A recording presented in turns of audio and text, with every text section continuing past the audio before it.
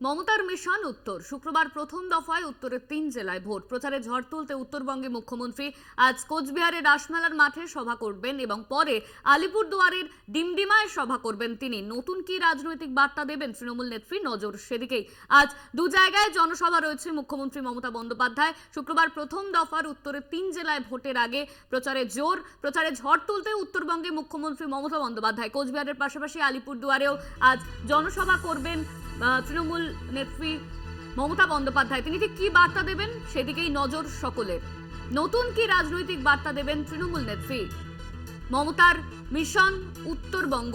আজ কোচবিহারের পর আলিপুরদুয়ারে জনসভা করবেন মমতা বন্দ্যোপাধ্যায়। শুক্রবার প্রথম দফায় উত্তরের 3 জেলায় ভোট প্রচারে ঝড় তুলতে আজ উত্তরবঙ্গে মমতা। কোচবিহার এর পর আলিপুরদুয়ারের ডিমডিমায় সভা করবেন তিনি। সেখান থেকে তিনি কি বার্তা দেন সেদিকেই নজর রাজনৈতিক মহলে। নতুন কি রাজনৈতিক বার্তা দেবেন তৃণমূল নেত্রী?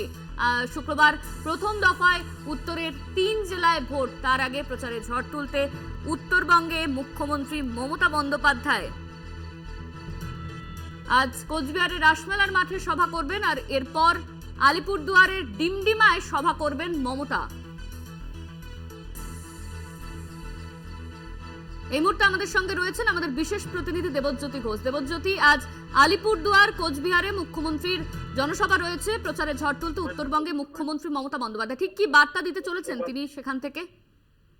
দেখো, উত্তরবঙ্গে যে 7টি লোকসভা আসন রয়েছে সেখানে তৃণমূল কংগ্রেস গতবারে একটিও আসনে জয়লাভ করতে পারেননি।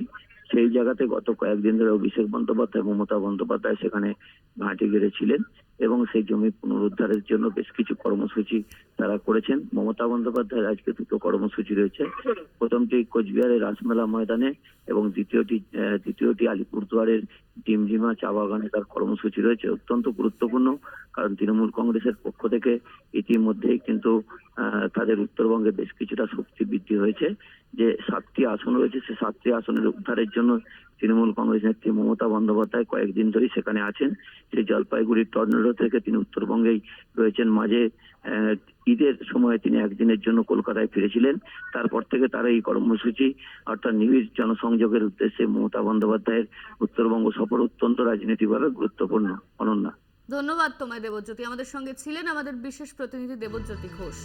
শুক্রবার প্রথম দফায় উত্তরের 3 জেলায় ভোট, তার আগে কোচবিহার আলিপুরদুয়ারে মুখ্যমন্ত্রীর জনসভা।